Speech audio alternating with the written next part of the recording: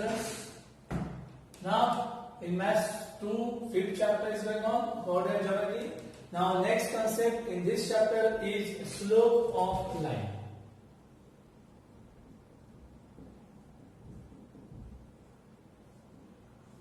Slope of line, line का slope निकालना है. स्लोप मतलब पता है ना, स्टीपनेस. ओके, जब ये होता है प्लेन, अब ये होता है स्लोप. ओके, ये जो स्लोप है ये लाइन का, ये स्लोप कैसे फाइंड करते हैं? ये स्लोप फाइंड करने के लिए हमें ये पहले पता होना चाहिए इसका ये जो एक्स एक्सिस को बोल लो, तो ये जो पार्ट है ये आपको पता होना चाहिए. इसे कहते हैं इंक्लिनेशन ऑफ लाइन. तो फर्स्ट हम कंसेप्ट देखेंगे इंक्लिनेशन ऑफ लाइन. ये बुक में नहीं है, ये एक्स्ट्रा नॉलेज के लिए है. What is meaning of inclination of line? इसका मतलब क्या होता है मैं आपको समझा रहा हूं. इंक्लिनेशन ऑफ लाइन का मतलब क्या होता है? सपोज ये y एक्सिस है और ये x एक्सिस है. ओके, अब इंक्लिनेशन ऑफ लाइन का मतलब होता है ये सपोज लाइन है L. ओके, इस लाइन ने x के साथ यहाँ पे दो एंगल फॉर्म किए, एक ऑब्ट्यूस होगा और एक एक्यूट होगा. तो ये जो एक्यूट एंगल है, okay, inclination of line means acute positive angle formed by line with x-axis, okay, in anti-clockwise direction.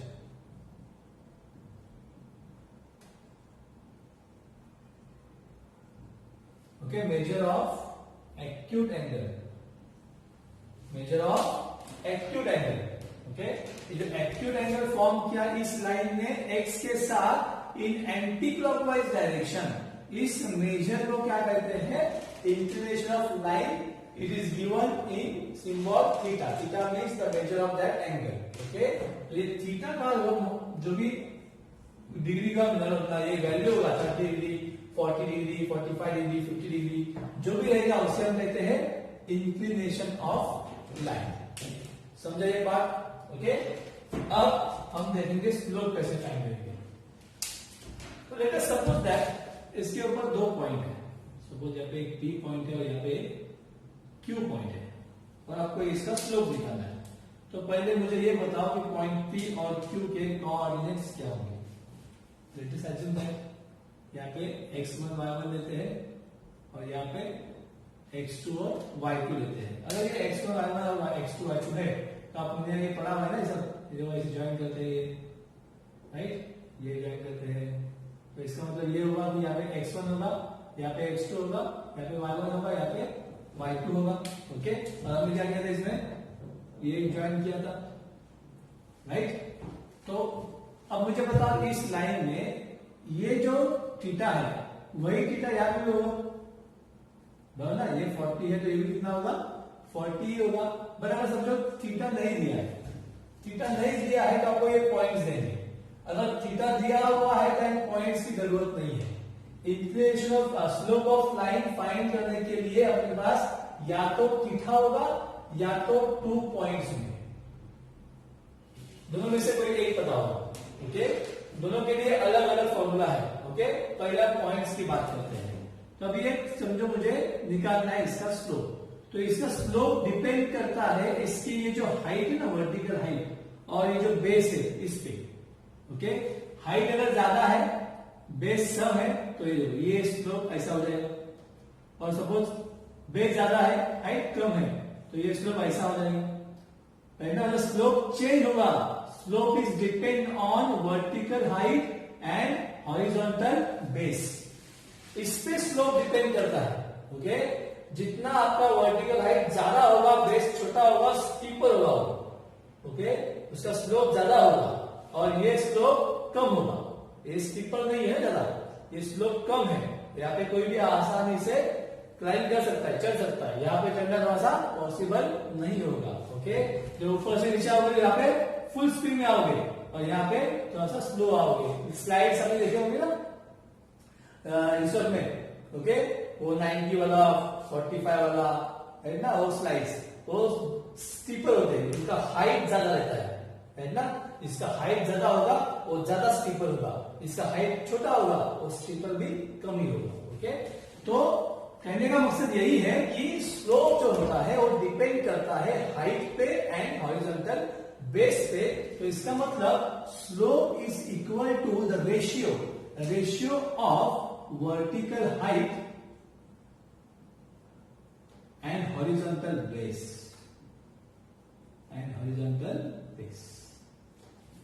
Slope का मतलब होता है vertical height upon horizontal base. Okay, तो अब इसके लिए, इस डायग्राम के लिए वर्टिकल हाइट कैसे निकालेंगे, मतलब ये जो है ये फाइंड आउट कैसे करेंगे, बेस कैसे निकालेंगे, ये तो हमने निकाला हुआ है पहले में डिस्टेंस फॉर्मूला में। ये x1 x2 है तो ये डिस्टेंस कितना हुआ x2 माइनस x1, ये कितना हो जाएगा y2 minus y1। That means we can say that slope of any line which has 2 points, okay, x1 y1 x2 y2, the ratio for that line, slope of line is equal to y2 minus y1 upon x2 minus x1। ऊपर y2 आना चाहिए, नीचे x2 आना चाहिए, x वाला नीचे y वाला ऊपर। समझ में आया? तो slope of line if 2 points are given then the formula is y2 minus y1 upon x2 minus x1। Clear? समझा इतना? अब अगर थीटा दिया हो तो क्या करेंगे, समझो थीटा यहाँ पे दिया होता, सपोज थीटा दिया होता, okay, y2 minus y1 upon x2 minus x1। तो ये देखो थीटा से रिलेटेड ये और ये देखो y2 minus y1 is the opposite side of theta, right, and x2 minus x1 that means adjacent side of theta, है ना। अब opposite side upon adjacent side, last year trigonometry किसमें था रिलेशन, ये जो रेशियो था वो किसमें था, साइन में था, कॉस में था, tan में था। साइन में क्या था अपोजिट अपॉन हाइपोटेन्यूज, कॉस में क्या था एडजेसेंट अपॉन हाइपोटेन्यूज, tan में था अपोजिट अपॉन एडजेसेंट। तो अपोजिट अपॉन एडजेसेंट है मतलब थीटा दिया हुआ है तो क्या निकालना पड़ेगा आपको, tan थीटा। समझ में आया? तो ये अगर आपके पास 2 पॉइंट्स नहीं है तो ये नहीं आएगा, ये नहीं आएगा तो आप कैसे निकालोगे स्लोप? स्लोप निकालने के लिए आपके पास थीटा दिया हुआ है 50 डिग्री या 60 डिग्री जो भी दिया होगा, उसका वैल्यू कैसे निकालेंगे, तो उसका tan का वैल्यू निकालना है। इससे निकालना है tan का वैल्यू निकालोगे, मतलब क्या निकालोगे y2 minus y1 upon x2 minus x1, that is the ratio of opposite side and adjacent side. Okay, तो इससे ये क्लियर हो जाता है कि स्लोप के 2 फॉर्मूले हैं। ओके, तो मैं आपको अब ये कुछ नहीं लिखना है, ये कुछ भी नहीं लिखना है, अब जो मैं लिख रहा हूं उसको आपको बयान भी करना है और 10-10 बार लिखना भी है। Okay, slope has 2 formulas, slope of line if, अच्छा स्लोप ऑफ लाइन को दिखाएंगे, मैं पहले लिखता हूं यहाँ पे कि if theta is given, theta दिया हुआ है, थीटा कितना होगा 30 डिग्री होगा, 45 होगा, 60 होगा, 90 होगा या फिर 0 होगा, राइट ना। तो उससे ही रिलेटेड आएगा क्योंकि tan का जो वैल्यू आपको पता है वही आएगा। तो if theta is given then slope of line, slope of line को लेटर लिखते हैं m, स्लोप ऑफ लाइन मतलब भी क्या होगा m is equal to, formula is tan theta if theta is given। m मतलब ही क्या, स्लोप ऑफ लाइन ना, स्लोप ऑफ लाइन को हम m लिखते हैं is equal to tan theta if theta is given। This is the first formula to find slope, and if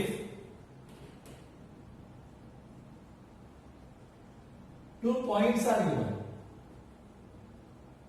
मतलब a दिया हुआ है x1 y1 and b दिया हुआ है x2 y2, then slope of line joining these 2 points is equal to, the slope of line AB is equal to the ratio of y2 minus y1 upon x2 minus x1।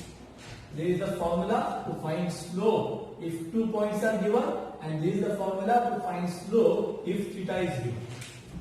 समझ में आया दोनों भी? Okay, अब हम देखते हैं slope of X axis, Y axis, parallel to X axis, parallel to Y axis के स्लोप कैसे आएंगे। चलो लेट्स सी। सपोज यहां पे ये हमने एक्स एक्सिस और वाई एक्सिस ड्रॉ किया। हम पहले बात करते हैं x axis. What is slope of X axis. अब एक्स एक्सिस का इंक्लिनेशन क्या हुआ। इंक्लिनेशन मतलब क्या बताया था मैंने, positive acute angle form by line with x axis in anti clockwise direction. मतलब वो जो एक्स एक्सिस को लाइन इंटरसेक्ट करना चाहिए, मतलब वो थोड़ा सा ऐसा होना चाहिए। अब वो है नहीं, यही लाइन है। अब यही लाइन है तो ये एक्स एक्सिस के साथ एंगल फॉर्म नहीं कर रही है, मतलब उस एंगल का जो मेजर है वो कितना होगा, 0 होगा, राइट ना। मतलब यहाँ पे थीटा कितना होगा, 0 डिग्री। अब 0 डिग्री के लिए थीटा पता है तो स्लोप कैसे निकालोगे, tan थीटा। तो बताइए मुझे tan 0 का वैल्यू क्या आता है। tan 0 डिग्री का वैल्यू कितना आता है, 0 आता है। तो चार्ट देखिए ना आपके बुक में है, ओके। तो tan 0 का वैल्यू कितना आता है, 0 आता है। क्लियर। ऐसे भी कर सकते हो या 2 पॉइंट्स लेके करना है, 2 पॉइंट्स लेके करना है, ओके। तो इसी एक्स एक्सिस पे 2 पॉइंट ले लो, ये x1 ले लिया और ये x2 ले लिया। अब इसका y1 कितना होगा, 0 ही होगा। y2 कितना होगा, 0 ही होगा, क्योंकि उसका y 0 ही है। तो इसका y1 भी 0 होगा, y2 भी 0 होगा। तो स्लोप ऑफ x एक्सिस के लिए क्या बनेगा, y2 minus y1 upon x2 minus x1। तो y2 भी 0, ये भी 0 अपॉन x2 माइनस x1। तो 0 अपॉन x2 माइनस x1। किसी भी 0 को डिवाइड करोगे तो आंसर कितना आता है, 0 आता है। इसीलिए आंसर क्या आएगा, 0 ही आएगा। समझ में आया। तो यहाँ पे आंसर कितना होगा, 0 होगा। समझा इतना, कोई डाउट पक्का। तो स्लोप ऑफ एक्स एक्सिस जो है वो कितना आता है, 0 ही आता है। स्लोप ऑफ एक्स एक्सिस कितना आता है, 0 आता है। क्लियर। अब next one, slope of line parallel to X axis. देखो एक्स एक्सिस को कोई भी एक लाइन पैरेलल निकालो। अब मुझे बताओ इसका x तो x1 ही होगा, ऐसे सेम होगा। यहां पे भी देखो पॉइंट x2 होगा और y तो 0 आएगा। y कितना होगा, 0 ही होगा ना। तो इसका मतलब x एक्सिस में 0 है तो इसको पैरेलल लाइन कितना भी निकाल लो, क्योंकि वो x को इंटरसेक्ट ही नहीं करेगा। इंटरसेक्ट ही नहीं करेगा तो वैल्यू ऑफ थीटा 0 ही होगा, एंगल फॉर्म ही नहीं होगा ना। एंगल फॉर्म होने के लिए x को इंटरसेक्ट करना बहुत जरूरी है, और जो लाइन x एक्सिस को पैरेलल होगा वो इंटरसेक्ट नहीं करेगा। दैट मींस थीटा कितना होगा, 0 होगा। थीटा 0 हुआ तो उसका स्लोप भी कितना होगा, 0 ही होगा। तो इसका मतलब slope of x axis is 0 and any line which is parallel to x axis also 0। समझा, okay. Next one, slope of y-axis. Now what about y-axis? Y-axis intersect x-axis in which angle? At which angle?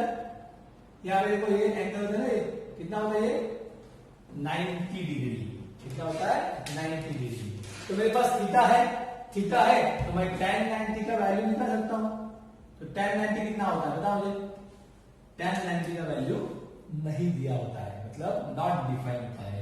तो इसीलिए slope of y axis जो है वो क्या होगा, not defined, बता नहीं सकते। अब ऐसा क्यों होता है, बता क्यों नहीं सकते, बता। सपोज यहाँ पे ये x2 है, सॉरी y पे है ना, y पे तो y2 और y1 होगा। सपोज यहाँ पे 2 पॉइंट है, y2 और y1। इनका x1 0 होगा, y1 भी, x2 भी 0 ही होगा। इन दोनों पॉइंट्स को हम अगर कंसीडर करते हैं तो इनका x इंटरसेक्शन क्या होगा, 0 ही होगा। तो as per our formula this one, y2 minus y1 तो मेरे पास है, x2 और x1 नहीं है because they are on the y axis. So therefore उनका x2 भी 0 होगा और y2 भी 0 होगा। तो y2 माइनस y1 0 से 0 0। किसी भी नंबर को आप जब 0 से डिवाइड करते हो ना तो आंसर नहीं आता, ये आपको शायद पता भी होगा। कैलसी पे चेक कर लो, ओके, कैलसी पे कोई भी number low and divide by 0 करो, वहां पे ई आता है, ई आंसर आएगा ही नहीं।